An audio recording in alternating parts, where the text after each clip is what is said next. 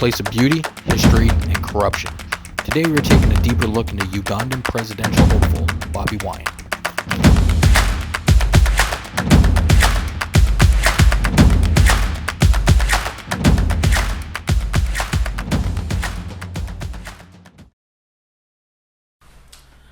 Welcome to the first episode of our show, Leave Africa Alone. My name is Joe. And my name is Billy.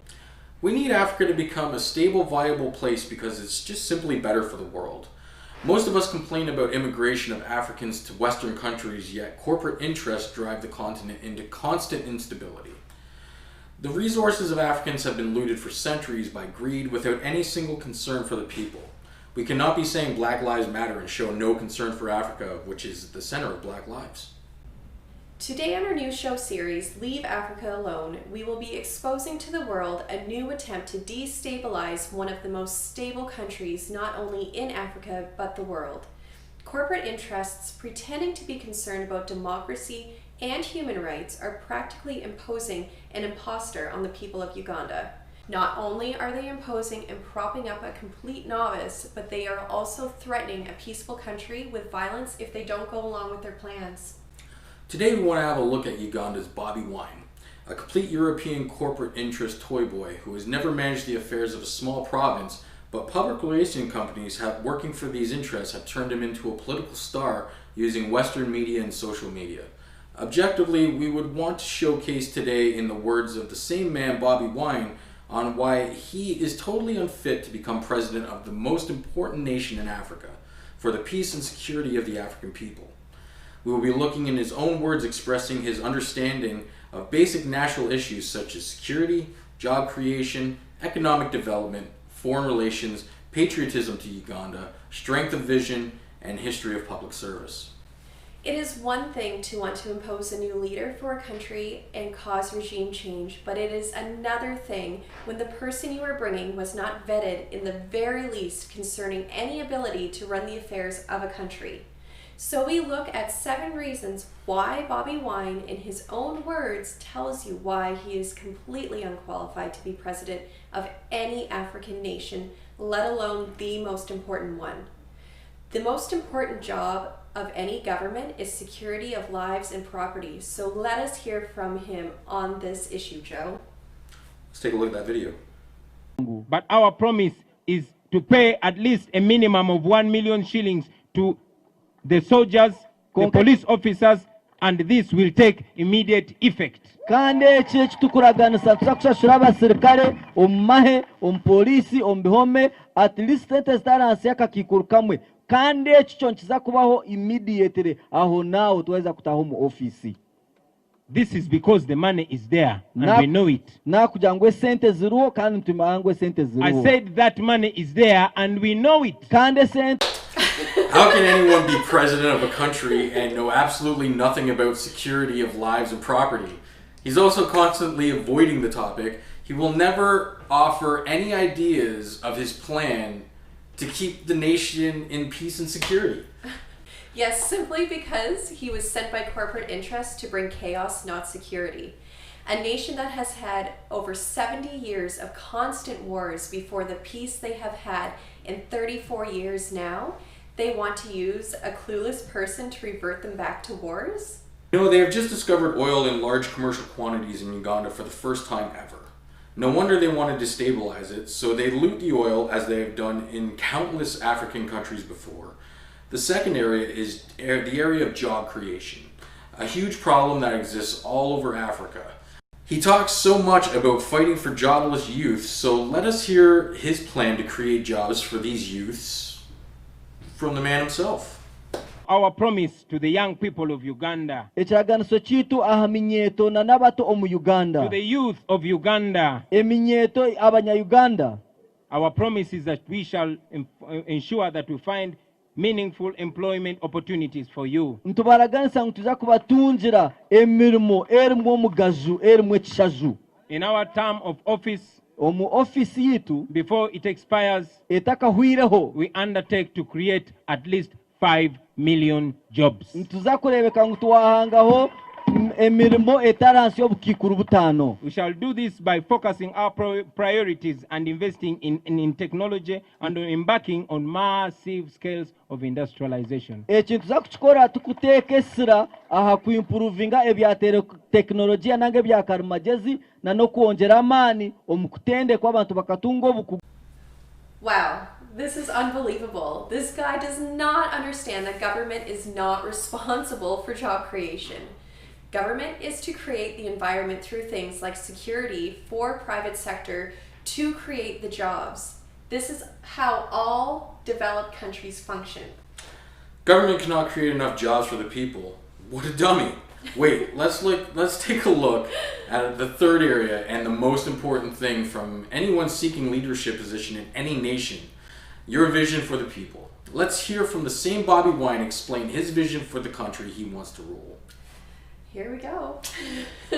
Well, your career as a musician. So what specifically do you want to change in Uganda? What are some of the policies that you would like to implement if you did get into a position to do so? Well, it should be known that Uganda is not short of amazing policies. We have had very many propositions that have been well researched, intelligently thought through, and indeed presented.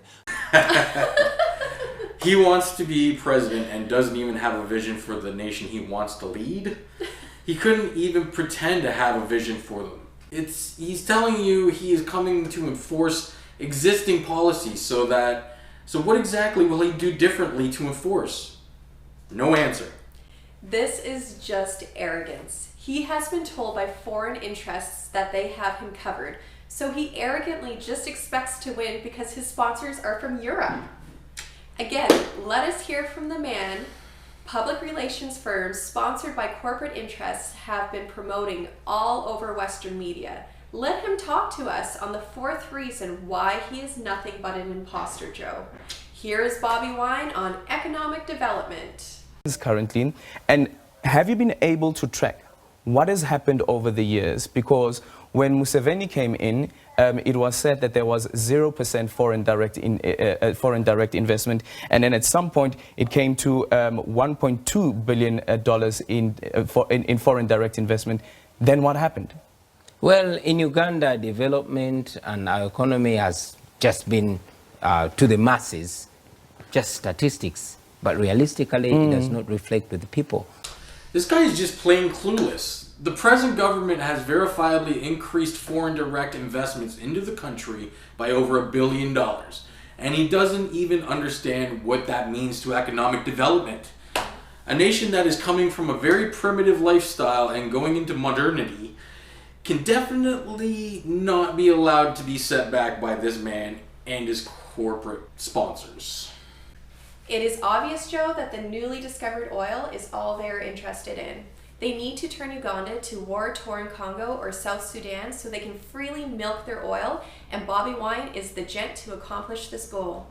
Let us hear from him on another important aspect of running a country, foreign relations. This is our fifth point, and what does he say on foreign policy plans, Joe? Let's watch the video. Let's have a look. Let's talk about the foreign policy, because then you talked about the Uganda-Rwanda issues. So in terms of foreign policy, what does your manifesto anchor on? What is your foreign policy? Well, we intend to have harmonized relationships, good relationships, talk about the communities that we are engaged in, the East African community and other communities. We don't want these to be presidents' clubs. We want these to be fraternities of countries, nations working together, relating from sports to culture to politics to business, and we intend to respect that. He will make foreign relations a fraternity, not a president's club. My goodness. Why did these corporate interests choose this dummy?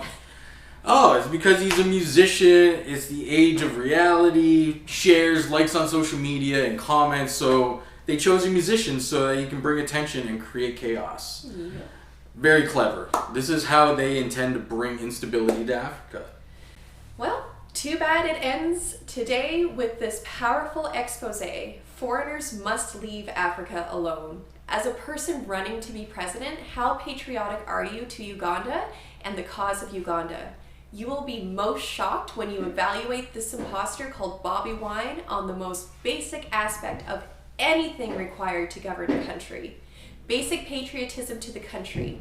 Our sixth area is patriotism to Uganda. He has made more negative comments about Uganda than any publication has ever made on Uganda. Something to think about. Ultimately, if President Museveni tries to rig the election that he has been like he has been doing, then the people of Uganda will rise up and they will stop it.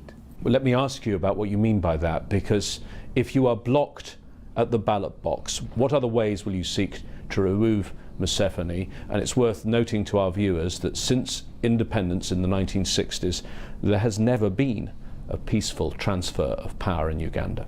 The law as it is today permits me to vie for presidency, and if President Museveni tries to stop me from vying for the presidency, that will be another bridge that we shall cross when we get there. But what you said a moment ago, that the people could rise up. Are you saying there could be an armed revolution against Museveni if your efforts at the ballot box are blocked?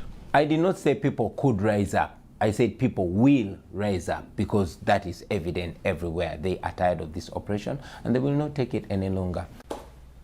He doesn't just make negative comments on his opponent, but on Uganda. So he's willing to destroy the country so he can shine. Look at a real incident a few weeks ago. Some Nigerian artists came to perform despite COVID restrictions and were arrested because Nigerians are very active on social media for the mere sake of further popularity with Nigeria. He threw Uganda under the bus. He defended Nigerians who violated the law and writes in Nigerian media that Uganda is a lawless and worthless country. He didn't just say it in Ugandan media, but he sent it Nigerian media as well to buy their favor at the detriment of Uganda, the country he wants to govern. That is so desperate, Joe. He is willing to destroy his nation to others just to get sympathy. So he sings songs praising Uganda, but when it benefits him, he throws Uganda under the bus. It took a Nigerian who lives in Uganda to tell him not to do it again, and Uganda is a safer and better run country than Nigeria. Now we get to the seventh and final reason why the imposter is telling you not to have anything to do with him in the leadership of Uganda. We have to evaluate every job applicant on job record. In this case, we have to look at record of community service since he is offering himself for national service. He brags himself a ghetto leader from Kamwakya, a ghetto in Kampala. So let's look at his current street credibility. He unfortunately grew up there, but when he made money from music and politics, he immediately left the ghetto. He lives in a mansion in a beautiful area, not that ghetto he uses to promote the connection to the common man. The con man has no commercial investment in that ghetto that brings any prosperity to the community or creates any jobs, despite the millions of dollars the European corporate interests are giving him. All he put there is political office, which attracts ghetto youth taking hard drugs and attracting police, with constant unrest in the area, destroying business activities and causing youth to die needlessly in the hands of law enforcement, quelling uproars. Then he uses the pictures of the dead to gain more sympathy, tells them it's part of the struggle, which truly only benefits him and absolutely no one else. There's a further story on this ghetto community.